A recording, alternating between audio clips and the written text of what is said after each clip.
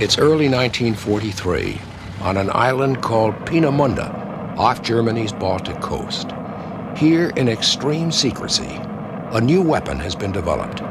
It's a rocket theoretically capable of reaching Britain from German soil.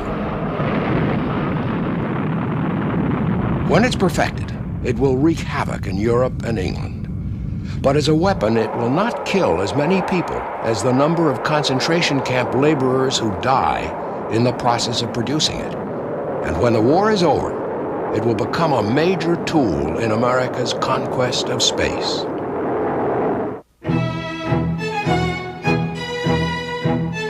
The Smithsonian Institution's National Air and Space Museum is the most visited museum in the world.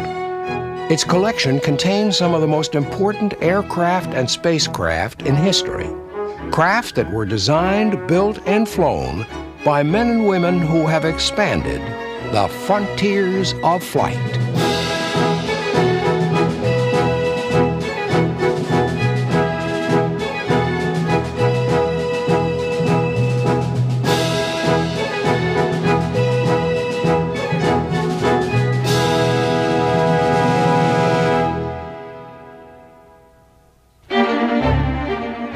On March 16, 1926, in Massachusetts, Dr. Robert Hutchings Goddard launched the world's first liquid-propelled rocket.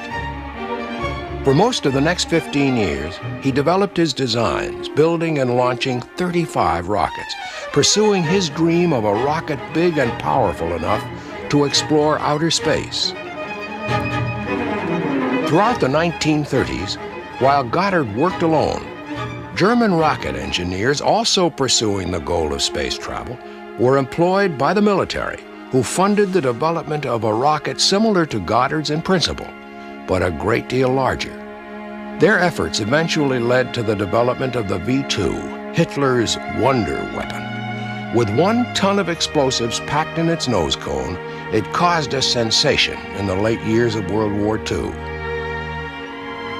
This is the story of the rocket pioneers of 2 continents and their efforts to achieve the goal of space travel.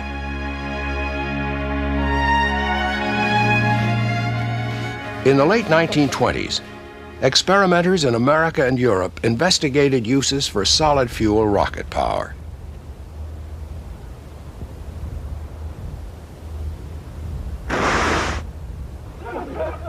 They weren't always successful, but many persevered in spite of the difficulties. One of the problems was achieving a burn that could be controlled. But visionaries in Russia, Germany, and America believed the rocket was the key to leaving the Earth. Russian schoolteacher Konstantin Tsiolkovsky dreamed of exploring space. Inside the Soviet Union, he was a real important character.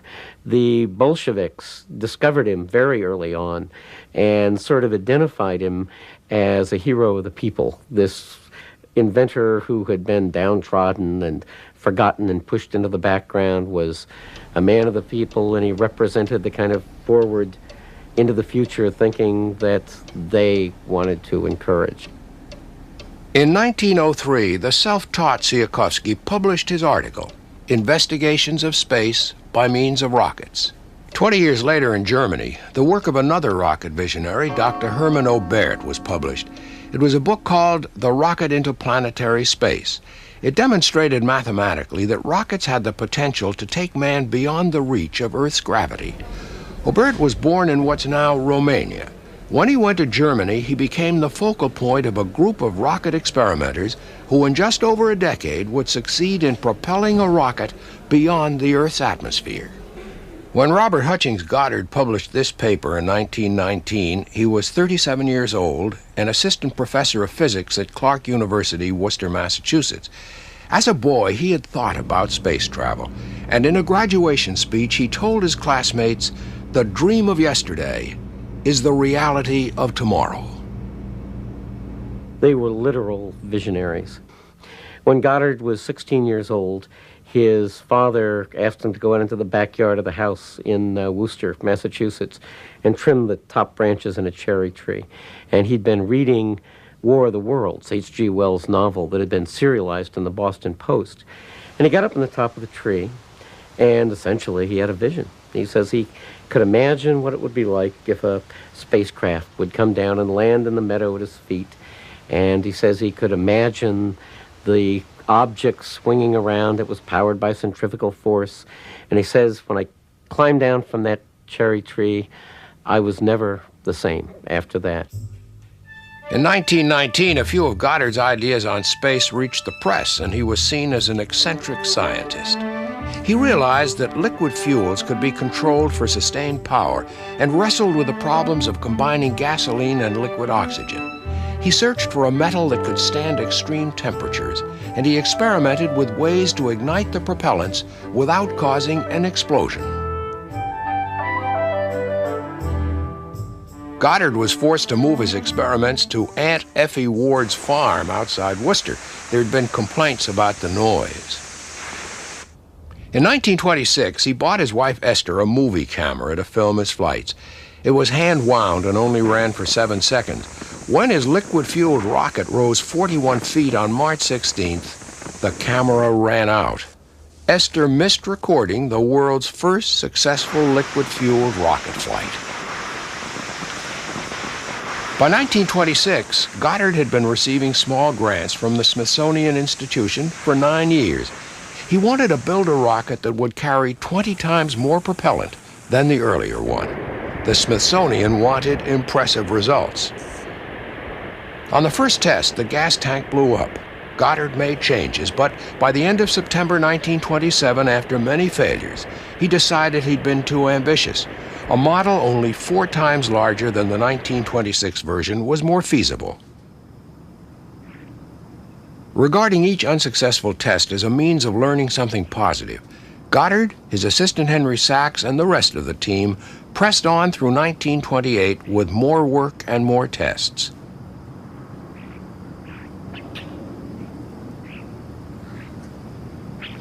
They were working to try and improve combustion, and through the summer achieved some encouraging results.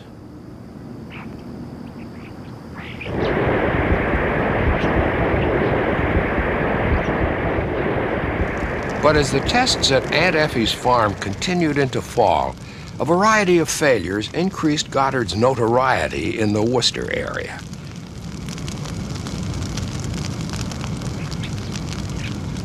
It was highly experimental work. No one really knew what would happen next.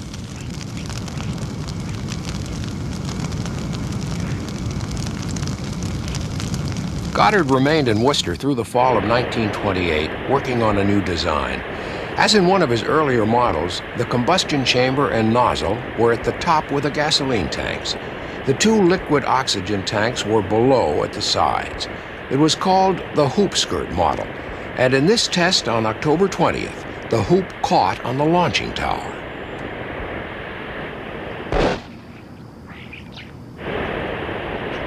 Tests on the new design continued into winter with some small successes.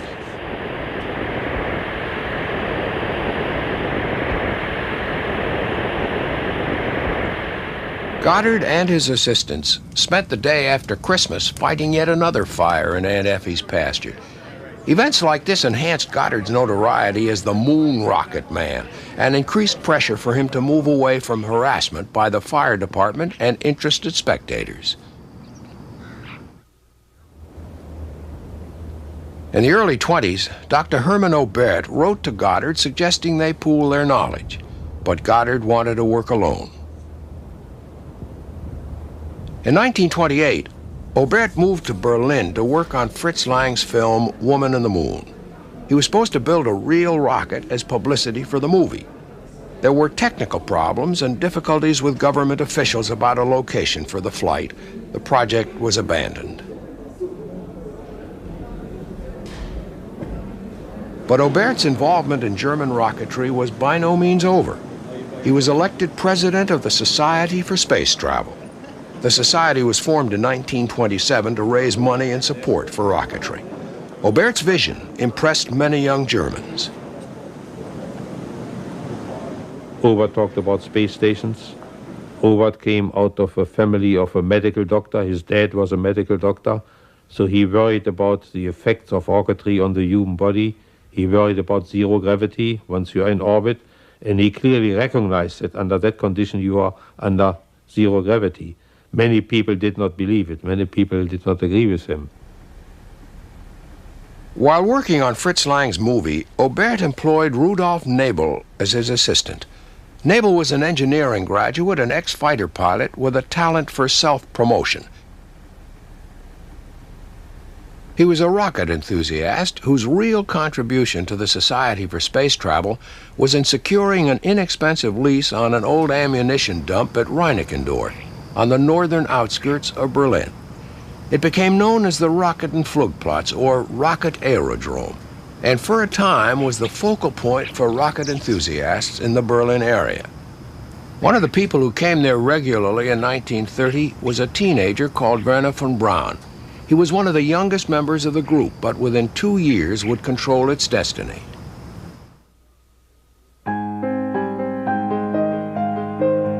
Werner von Braun was born in 1912. He was the son of aristocratic East Prussian landowners and was a privileged and gifted child. He played the piano and composed music. This fantasy was written when he was 16. But music was not his prime passion. From an early age, von Braun's obsession was outer space. This is a school essay on astronomy in the solar system he wrote when he was 15.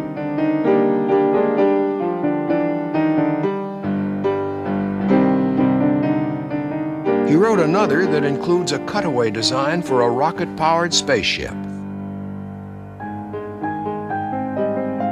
He wanted space travel, he wanted to build rockets, and he did that already as a boy. He was 12 years old, and that was all along, and he wanted to put a station in orbit and go to the moon. On July 25, 1930, Robert and Esther Goddard arrived in New Mexico after a 10-day drive across the United States. Their move was made possible by a grant from Daniel Guggenheim. Charles Lindbergh, an admirer of Goddard's work, convinced Guggenheim to give Goddard $25,000 a year for the next 2 years.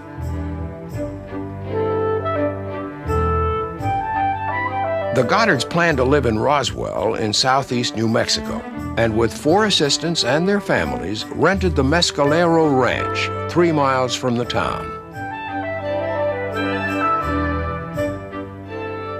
At Eden Valley, 10 miles from the ranch, Goddard found a site from where he could launch his rockets. It gave him the privacy he'd always craved, and it was rent-free. Goddard had chosen Roswell because its climate is suitable for launching rockets at any time of the year.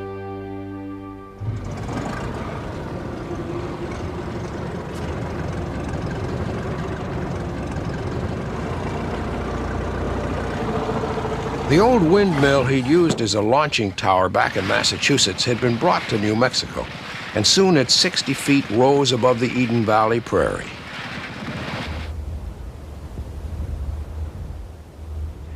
At the Mescalero Ranch, Goddard's 4 assistants built a workshop. A short distance away, they assembled a stand for static engine tests. The rocket was held in place and hooked up to instruments that measured thrust and fuel burn efficiency.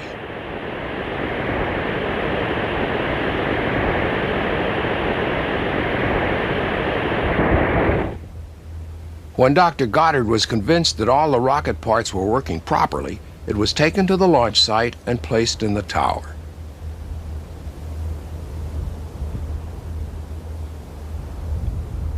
When the rocket was fueled, they ran an electric cable out to the shelter, 1,000 feet away.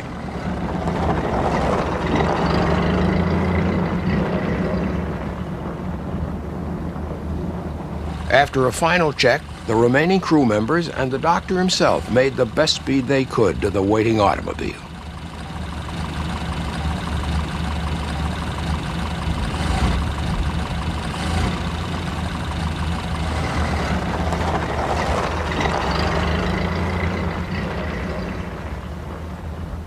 At the 1,000-foot shelter, an assistant climbed a ladder and checked the pressure through a telescope. Then, while the doctor watched through binoculars, the rocket was fired.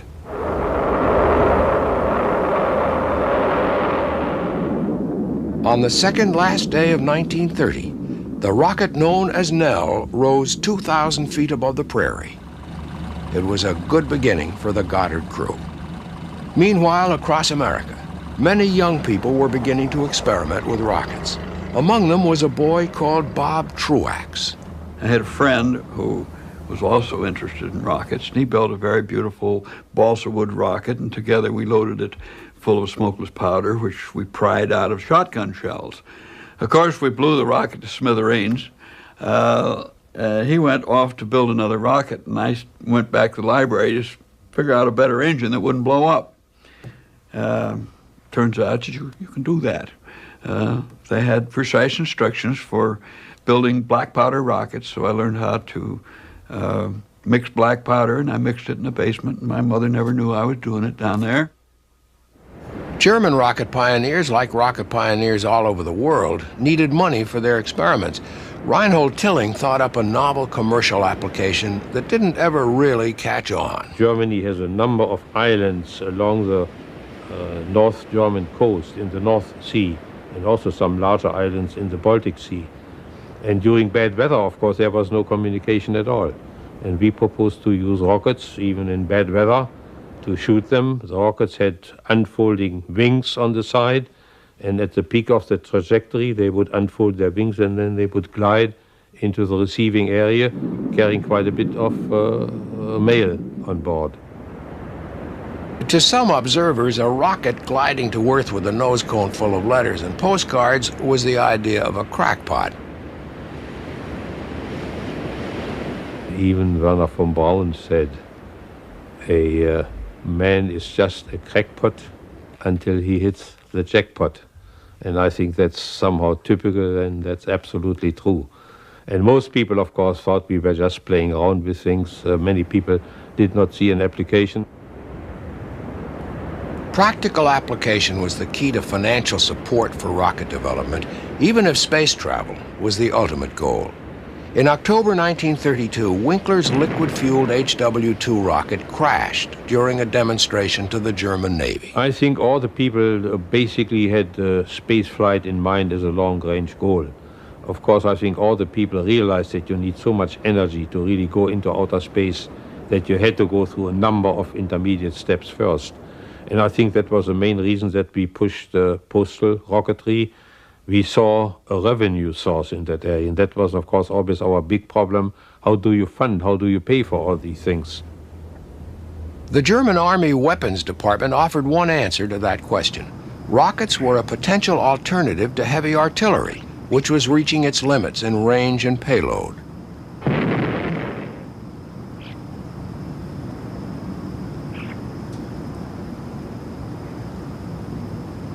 In Berlin, the Rocket and Flugplatz was visited by representatives of the Ballistics and Munitions Branch, including Captain Walter Dornberger. By 1932, they had established an experimental rocket station at Kummersdorf, south of Berlin. He was a doctor engineer. In other words, you couldn't tell him anything what wasn't true. He was a human being, a very fine man. And he really was nice to everybody, especially the older people. He knew them for so many years. And while I was in Kummersdorf, he came at least once in the week. He was out there. The prize recruit from the Rocket and Flugplatz was Werner von Braun. He realized the only way to get really major amounts of cash is if you can get an institution like a government behind you. And I think that's why he readily accepted his work for the army. Von Braun was still only 20 years old. He was appointed as Dornberger's technical assistant and sent to Berlin University to gain his doctorate in physics. Well, some people agreed with von Braun, and some people, together with von Braun, after he was the first employee working for the German army, he got some other people over. But a number of other people thought, and they probably deducted already, that they really wanted to use a rocket for military purposes. And some people did not go along with it, and some people did not join von Braun in Kummersdorf for that reason. By this time in America, a number of groups were forming to experiment with rockets. In New York, attempts were made to fly this rocket airplane, but other more visionary organizations, like the American Rocket Society, set their sights on space travel. And all the while, boys like Bob Truax continued their own personal experiments. I finally graduated from black powder to smokeless powder because I found that at the University of California, the Extension Division would clean out their old movies.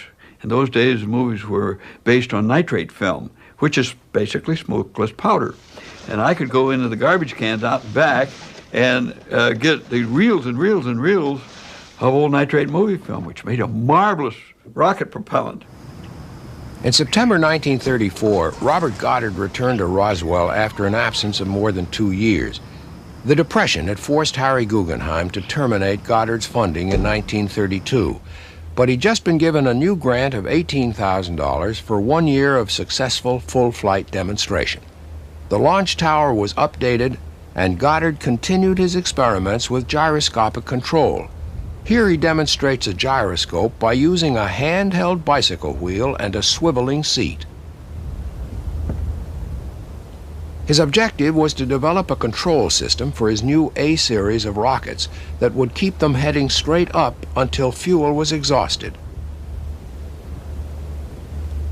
A gyroscopic stabilizer was designed to fit the rockets. The rocket also used nitrogen gas pressure to operate vanes installed in the path of the rocket exhaust. The flight of March 8, 1935, used the pendulum stabilizer and a fully streamlined casing. The gyro stabilizer had been damaged in an unsuccessful flight in February and was being repaired.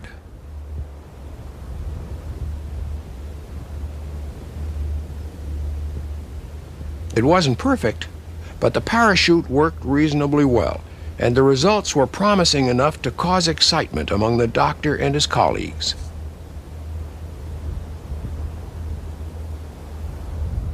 After 2 years without funding and a current agreement for only 1 year, Goddard was well aware of the need to impress his benefactors with evidence of progress.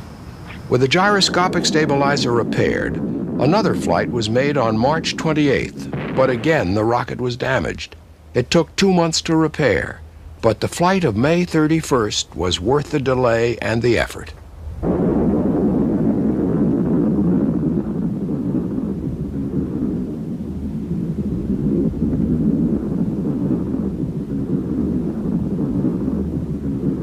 Controlled by the stabilizer, the rocket rose straight up to 7,500 feet. In July, another flight was made to an altitude of 6,600 feet. Goddard had a reputation for being secretive about his work. He always wanted to operate alone, and he'd resisted making displays for public relations purposes, even when continued funding depended on impressing people who controlled the money.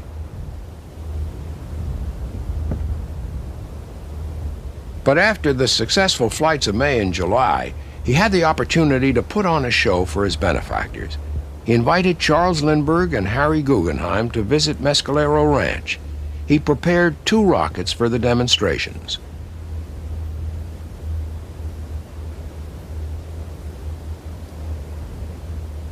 Although Lindbergh had visited Roswell, he had not seen a rocket flight or even a static engine test.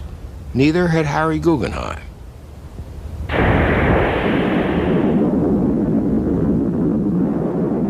Unfortunately, that was the way it was to remain. Lindbergh and Guggenheim arrived in Roswell in September. Neither of the 2 rockets prepared by Goddard worked. Lindbergh and Guggenheim were sympathetic, but they left Roswell without seeing any tangible evidence of Goddard's progress. flights of May and July confirmed Goddard as a leader in liquid-fueled rocket technology. But as he continued testing into 1936, at Kummersdorf in Germany, developments that would soon leave him far behind were underway. As early as 1934, the German A-2 had reached heights similar to those just achieved by Goddard. Now a new super rocket, the A-4, was being planned.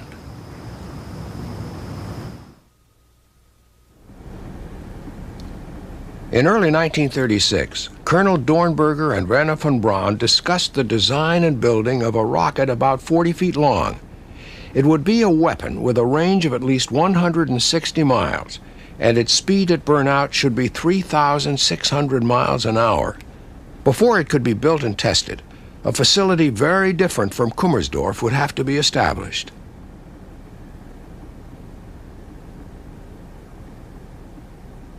The Army saw very clearly that the tests for bigger and bigger rockets could not be continued in Kummersdorf. So they were really looking for an area, for a launching area, which firstly was isolated, so that no large amount of people were living close by.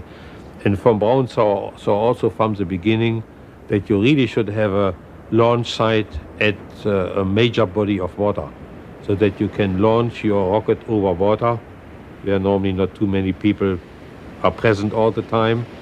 And he also wanted to have it along the coast, so that from the coast you could observe your trajectory by theodolites, by photographic equipment. And that was the basic reason for the selection of Peenemünde. Peenemünde is located on an island, the island of Usedom. The Peene River separates the island of Usedom from the mainland. And there was a harbor available, so you could, with relatively heavy equipment, get into the area. To develop the A-4, as the rocket was initially called, von Braun convinced some old friends and many talented newcomers to join him. Klaus Riedel, his wife Babs, and the brilliant young Walter Thiel and Hans Hoyte were among those who trusted von Braun's vision and leadership and moved to Peenemünde. Von Braun, he was the only one I ever met in my whole life who was a perfect man. There are a lot of times when some people had enough and we had all failures and want to quit, and he always talked them in, and that we get there where you think we should go. The A-4 was to be a highly complex piece of machinery. As a weapon, it needed to be accurate. It would have a gyroscopic guidance system in the nose cone. Just below that would be the liquid oxygen tank.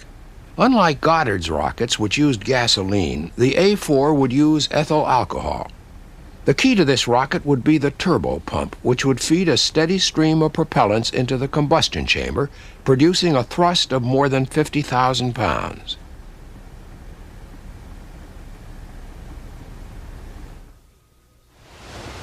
In 1936, while the resources of the German military were harnessed to establish a new rocket base at Peenemünde, Goddard and his small crew worked on in isolation at Roswell. Goddard was beginning what he called his L series of experiments. So far, he'd used nitrogen gas to pressure feed fuel into the combustion chamber.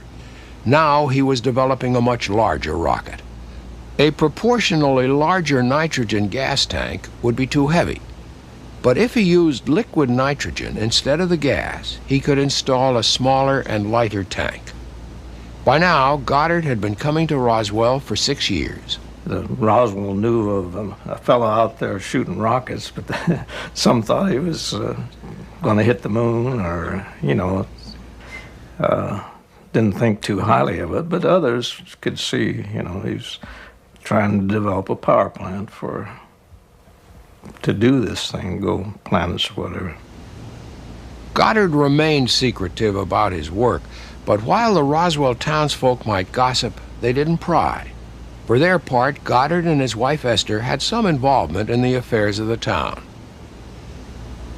They were both involved in the community affairs, like he was with, was it Qantas? I think so, and went to church occasionally, but he could get wrapped up in his work, and the rest of it didn't matter too much. So he took the bumps along with the good stuff. Had to, because he had a lot of bumps. Yeah. Young Bob Truax had heard of Goddard's work and was curious about his progress. I wrote him a number of letters, got nothing but form replies, and I read everything that was in the library on his experiments, which I found very annoying because they had no figures in them. I said, what kind of performance is he getting? I don't know. He wouldn't tell anybody. But they were very readable and had some nice pictures in them, so. The L-series tests did not begin well.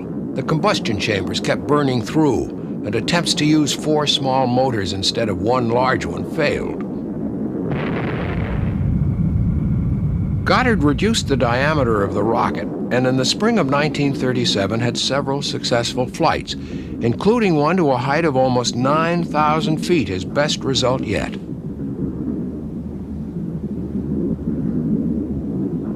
On May 19th, he successfully flew a version with retractable steering vanes at the base of the rocket. Apart from getting his rockets to fly, Goddard's other problem was to get his parachutes to work so they would save damage to the rockets on descent. There were many parachute failures. Charles Lindbergh now suggested that Goddard contact the National Aeronautic Association to have representatives come to Roswell and verify his successes. Goddard reluctantly agreed. 3 military observers were appointed, but on the day in June 1938 when the first demonstration flight was planned, a tornado struck Eden Valley and severely damaged the launch tower. Within 2 months, repairs were made, and a flight to 6,500 feet was officially observed and recorded. By this time, Bob Truax had moved to Annapolis, Maryland as a midshipman trainee at the Naval Academy. He pressured the officers to allow him to experiment with rockets. When they first made a decision to give me permission, Captain Cox, who commanded the station, had gotten all the heads of departments together, and I had to give them a briefing on what I intended to do.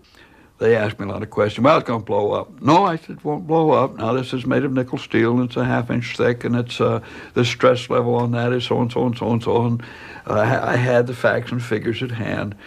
And then the head of the internal combustion engine laboratory, he said, well, rockets are no good anyway, because they won't work out in space. There's nothing to push against. Well, I had him there. There I really had him, because that's a very popular misconception, but dead wrong. And I said, well, no, wait a minute. This works on Newton's second law of motion, action equals reaction, conservation of momentum, and so on. You create momentum in this direction, you're going to get momentum in that.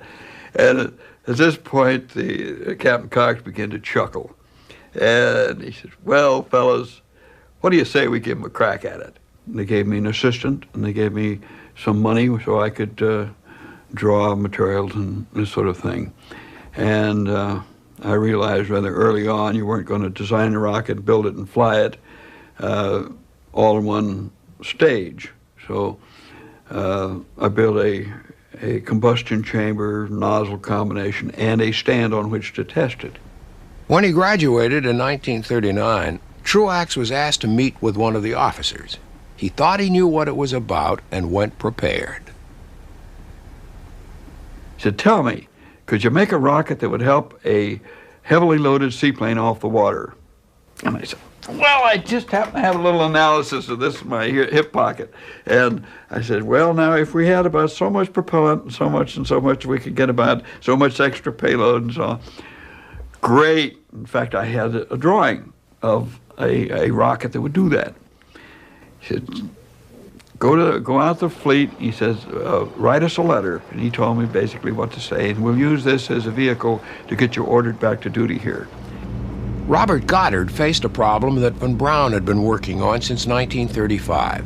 In a really large rocket, pressure-feeding fuel is not a good option. Pressure tanks that are strong enough are too heavy.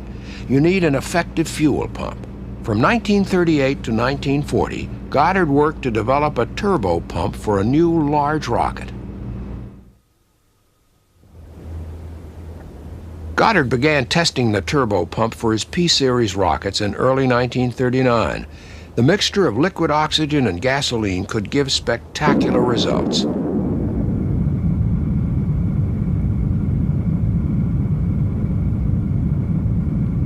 Goddard's turbo pump used a boiler to vaporize some of the liquid oxygen. The hot oxygen gas drove a small turbine. The turbine drove pumps that forced liquid oxygen and gasoline into the combustion chamber. The pump for the big P-series rockets took a long time to develop. It was the most difficult technical challenge Goddard had faced throughout his long career. The first P-series rocket wasn't ready to fly until August 1940. On the first test, the fuel tanks burst and ignited. At about this time, a young Roswell man, George Bodie, called on Dr. Goddard and asked for a job. He was put to work in the shop doing a little welding and learning the rocket business. More than 50 years later, at the launch site at Eden Valley, George Bodie recalls his impressions of the time. Mostly it was the excitement of setting it up and then hoping it would go, you know, because that was a big deal. Yeah. Of course, failures were kind of scary too, because you're only about 1,000 feet away from it.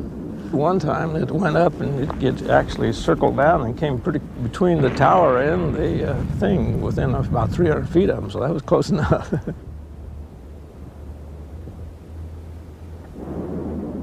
It fired up normally, and then it started up in the tower, but then it hung up for some reason. I don't know whether when the catches didn't let loose, and then after it ran a little bit, why one of the pumps blew up, I think. Of course, then they'd wait a little bit, and then we'd run up and throw sand on it or something like that. But with liquid oxygen, you had to be pretty careful because it was pretty explosive, you know. In April 1941, Bob Truax returned from 2 years at sea. He put together facilities and staff to develop a rocket-assisted takeoff system for the Navy's consolidated PBY Catalina flying boats. Truax was not the only American working on JATO, as the assisted takeoff system was called. Dr. Theodore von Karman and his Jet Propulsion Laboratory staff at Caltech were successfully testing a solid-fuel JATO. While Bob Truax was still at the Navy's Bureau of Aeronautics setting up the Annapolis JATO Research Facility, Dr. Robert Goddard came to see him. He came in and he told me that the Guggenheims were encouraging him to offer his services to the government. And I told him that as far as I had been able to ascertain, the only interest within the government was for assisted takeoff. I think I'm the guy that many people say turned him down. To my knowledge, he wasn't turned down, certainly not in my department, and he wasn't laughed at, and he wasn't sent away. Well, he was sent away empty-handed, but definitely told that in this one area, at least, we had an interest and give us a proposal. By December 1941, Goddard was running JATO units in the test stand at Roswell. It was the first time Goddard needed to consider the safety of a pilot. Just days after his first successful test, Japan bombed Pearl Harbor, and America entered World War II. By July 1942, Goddard was living on the Chesapeake Bay and working at Annapolis full-time on his JATO system. In essence, through the war, we worked pretty much, well, we worked side by side. I don't know, as you'd say, we worked together. We were in some sense, competitors. Meanwhile, Germany had been at war in Europe for more than 2 years. Work on the turbopump and the motor for the A-4 rocket was advancing. They were many times larger than the pump and motor for Dr. Goddard's P-series, and had the potential to power a spectacular weapon. They generated a very active combustion. So the combustion efficiency of the total A4 engine, the 25.4-ton unit, was quite a bit better than the individual element. And that was an automatic benefit we really hadn't counted on, but that really helped in order to finally meet the military specifications for the A4. Germany has no gasoline, so it was not reasonable to plan for the use of gasoline for the military vehicles. And therefore, von Braun, after studies, came up with the idea to use ethyl alcohol. In Germany, we used potatoes because potatoes were grown plentifully, particularly in the Polish region, and therefore it was no big problem to get ethyl alcohol. The A4's directional control system used vanes operating in the rocket exhaust.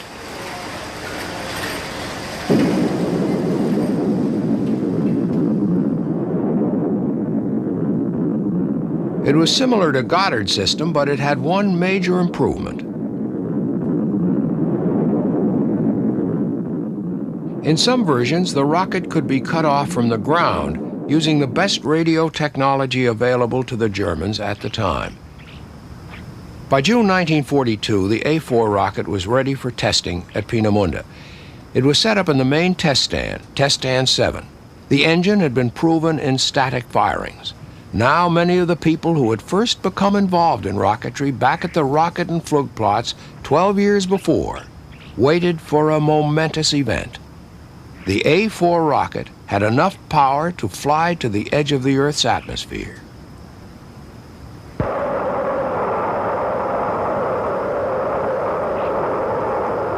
The first tests were not successful. There was still more work to be done. Von Braun was always very active. He was, of course, observed the launches. He dictated while he was viewing the launch what he saw, what his impressions were. And then, of course, we had staff meetings after the unsuccessful launch, and it was decided what are the changes for the next launch. And that way, finally, on the 3rd of October 1942, we had the first successful launch.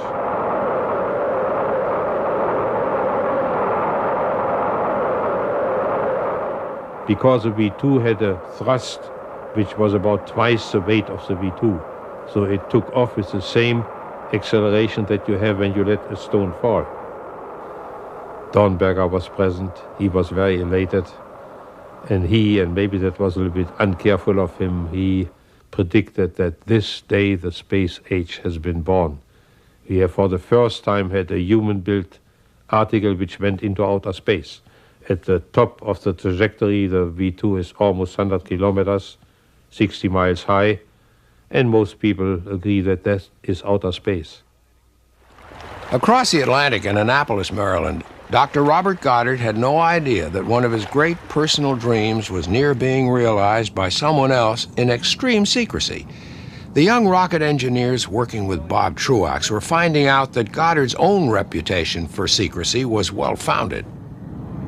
See, we were a bunch of kids, and Goddard was the grand old man of rocketry, and we would have sat around his knee and learned rockets if he had been willing to teach us. But he was very reclusive about rockets. He's a fine gentleman, you know, have you over to his house for dinner, that kind of stuff. Socially, no problem, but he would not talk rockets with us. After further successful tests, the A4 went into production as a weapon of war. It was renamed the V2, the Vengeance weapon. Hitler's attitude to the rocket in early 1943 was difficult to assess, and there were reports that he had a dream about it never reaching London. But Himmler, the head of the SS and the Gestapo, was curious.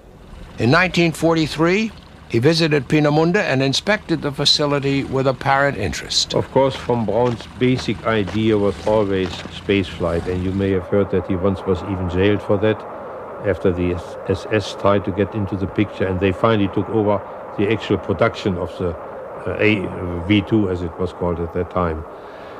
And they thought, and maybe they wanted to get von Braun out of the way, they wanted to really take over Peenemünde. But they thought that von Braun was spending too much time on spaceflight, on trips to the moon and things like that. And he was not concentrating his talent on the development of the A4 system itself. And only due to Dornberger's very, very active efforts to get them released, he claimed to the highest people in the army, it was still an army operation at that time, that without von Braun, without Klaus Riedel, I cannot do my job, I cannot develop the A4. And so he finally, I think even Hitler had to get finally into the act himself. They were released, first only von Braun and then the others a few days later. And then, of course, the development continued.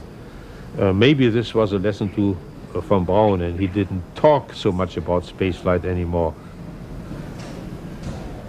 Von Braun had used the German military machine to help him realize his ambition of space travel.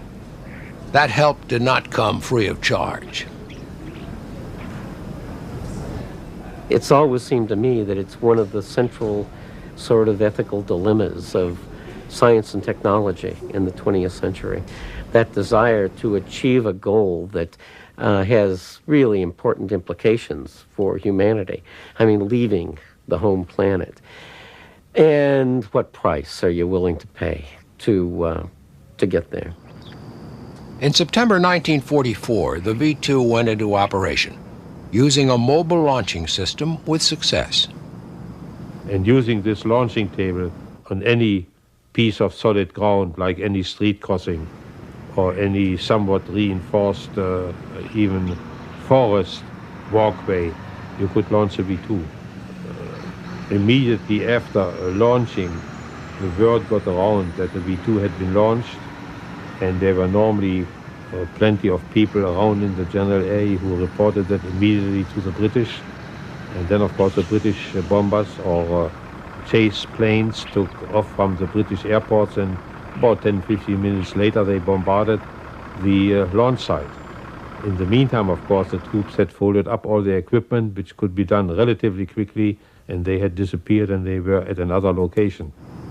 Production of the V-2 was carried out by Himmler's SS and the Armaments Ministry, and concentration camp prisoners were forced to work in an underground factory near the Harz Mountains under slave labor conditions. Von Braun's moral dilemma became more complex.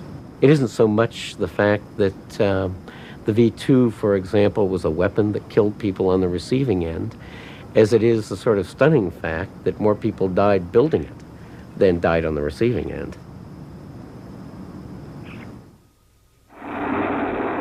In Annapolis in the fall of 1942, Goddard's JATO experiments were in trouble.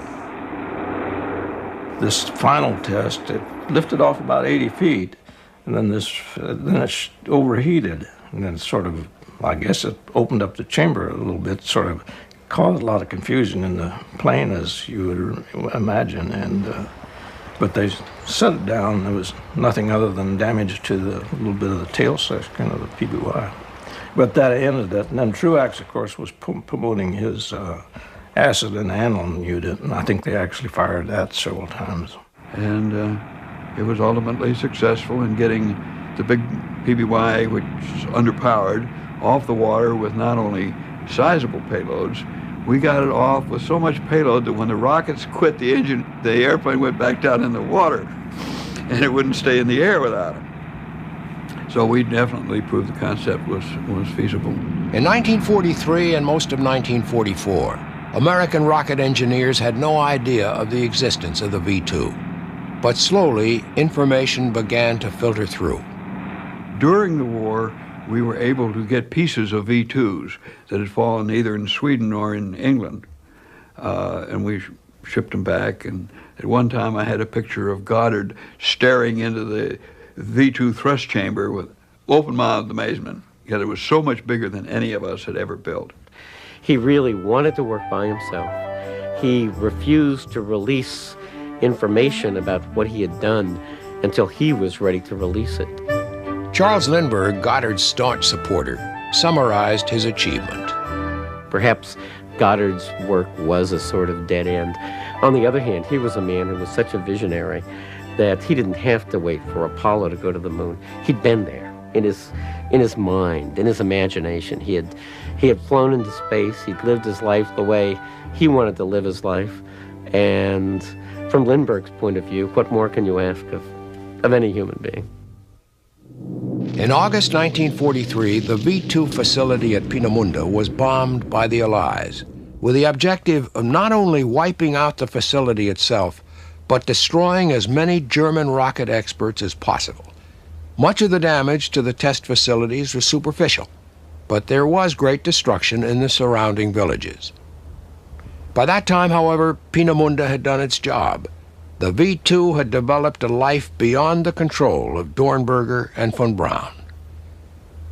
At the end of World War II, with Germany defeated, America, Britain, and Russia were all very interested in the fate of the V-2 and in Werner von Braun himself. The Red Army had shown up, with lists of names and photographs of individuals, von Braun, that they wanted to take home with them, and they were gone.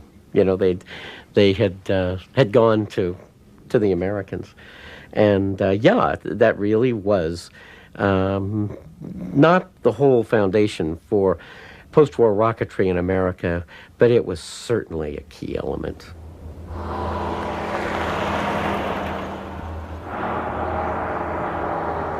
After the war, captured German V-2 rockets found new homes in Texas and New Mexico.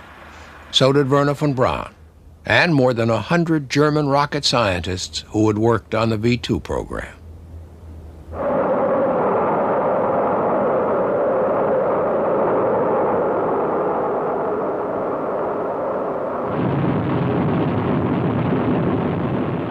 The V-2 contributed a great deal to the American space and missile program. Werner von Braun directed high-altitude V-2 firings and worked on guided missile development. Dr. Robert Goddard didn't see the V-2 come to America. He died on August 10, 1945. Less than half a year later, Werner von Braun began work at White Sands, about 100 miles away from the launch site at Roswell, New Mexico, where Goddard had pursued his dream of going to outer space.